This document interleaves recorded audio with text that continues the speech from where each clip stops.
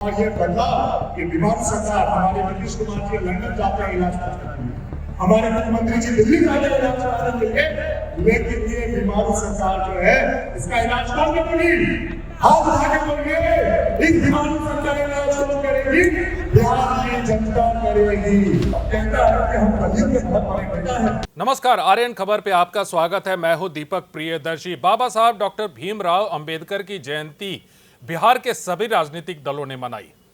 पशुपति पारस की पार्टी राष्ट्रीय लोक जनशक्ति पार्टी ने भी इस जयंती को मनाया और इसमें कई राजनीतिक बातें हुई। लेकिन जब प्रिंस राज की बारी आई तो उन्होंने सीधे सीधे अपने भाई चिराग पासवान को आड़े हाथों ले लिया। देखिए, प्रिंस राज स्वर्गीय रामविलास पासवान के छोटे भाई, स्वर्गीय रामचंद्र पासवान के बेटे हैं। ऐसे में चिराग पासवान के भाई हैं। अपने भाई पर उन्होंने कई आरोप लगाए और उनकी राजनीति को घटिया कहा। पिछले दिनों जिस तरह से परिवार में जो हंगामा हुआ था या जो विवाद हुआ था, उस पर भी प्रिंस राज ने काफी कुछ कहा। चिराग पासवान को क्या कहा, सुनिए। ये झूठा लोग जो राजनीति पार्टी आज के दिन में कर रही है, ये सब का सब चेहरा सामने आ गया साथियों। और हम आपको वादा करके जाते हैं इस मंच के माध्यम से, जब ये चुनाव समाप्त होगा, राष्ट्रीय लोक जनशक्ति पार्टी की उसमें बहुत अहम भूमिका होगी। जो भी दल बनेगा इसके सहयोग के बगैर कोई भी सरकार नहीं बनाएगी। और जब हमारी सरकार बनेगी तो पहले कदम से हमारे भाई, हमारी बहनें जो जेल में बंद है, उन सबको हम रिहा करने का काम करेंगे। हम मुख्यमंत्री के गरीब विरोधी कानून का उद्धार करेंगे। बिहार का कानून, बिहार का राज्य एक बीमारू राज्य बनकर रह गया है। बिहार सरकार एक बीमारू सरकार बनकर रह गई है। एक बीमार व्यक्ति सरकार में चला रहा है। लेकिन अब ऐसा नहीं होगा, अब ऐसा कहीं नहीं होगा। हम लोग चल रहे हैं, जिला जिला में सम्मेलन कर रहे हैं और सब जगह से आवाज आ रही है। वो आवाज है बिहार मांगे बदलाव। क्या आवाज आ रही है?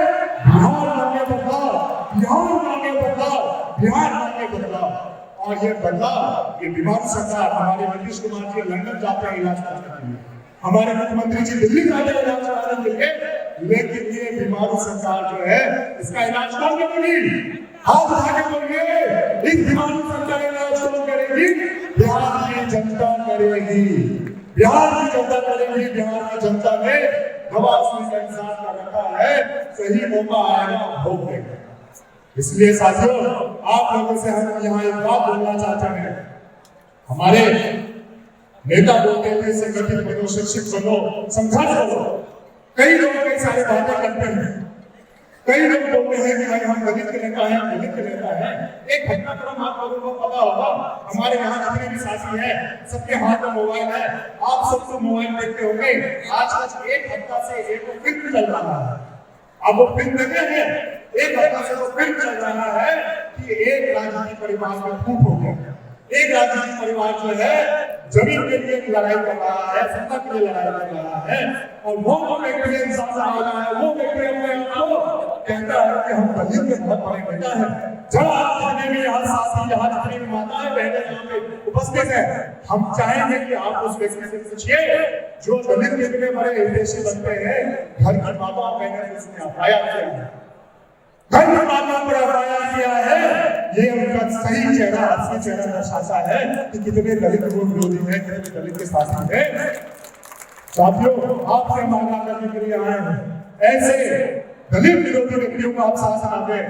जिस तरीके से उन्होंने अपना माता हमारे घर पे आपको पता है क्या हुआ है? पता है, सबको पता है। हमारे गांव में मीडिया साथी कहते हैं काफी हंगामा हुआ, बड़ी मां का तबीयत खराब है, बड़ी मां का तबीयत खराब है। इन्हें समझ नहीं आई, बड़ी मां का हालात लेने के लिए इन्होंने मीडिया को पटना से भेजा। इन्होंने अपने पार्टी के लोगों को पटना से भेजा। अरे इतनी बड़ी मां का तबीयत खराब था तो अपने डॉक्टर को भेजा। आप जब फोटोशूट कराने के लिए गए, हेलीकॉप्टर से आप सबको फोटोशूट कराने के लिए गए, तो जो उस हेलीकॉप्टर से आप फोटोशूट कराने के लिए गए, हम आप सबको उस हेलीकॉप्टर में डॉक्टर को लेकर के लिए गए। उस हेलीकॉप्टर में अपने मां, बड़ी मां ने बिठा के अपने पटना के लाने का काम किया। आप सिर्फ और सिर्फ उनके नाम पे राजनीति करते हैं, उनके नाम पे जिन्होंने हमदर्द करते हैं। और ये बहुत ही शर्म की बात है। हमारे यहाँ पत्रकार साथी यहाँ उपस्थित है, जितने भी हमारे भाई उपस्थित है, हम आप सबको सच्चाई बताते हैं। इतनी शर्मनाक बात है, इतनी घटिया बात है, इतनी नीच राजनीति हमने आज तक अपने जीवन में देखी, हमें क्या लगता है स्वतंत्र भारत में ऐसी राजनीति, इतनी खिलौनी राजनीति किसी ने नहीं की होगी जो कि अपने घर में माता बहनों के ऊपर इस तरीके से अफवाह करे और बाहर जाके अपना झूठा मुंह दिखाए। इन्हीं की पार्टी के लोगों ने जो कोमल पासवान वहां पे उनके ऊपर गाड़ी रोक दिया और ये बोलते हैं कि भाई सड़क दुर्घटना है। ये जो बोलते थे कि नीतीश कुमार जी हमारे पिताजी का अपमान किया, आज उसके साथ गले मिल के ये सत्ता में बैठे हुए हैं, तो साथी हम ज्यादा समय नहीं लेंगे। आज इस मंच के माध्यम से हम आपको चेताना चाहते हैं, आपको बताना चाहते हैं, आपको आगाह करना चाहते हैं। आप समझिए कौन अपने हैं कौन पराये हैं, आप समझिए कौन सत्ता के लिए है, आप समझिए।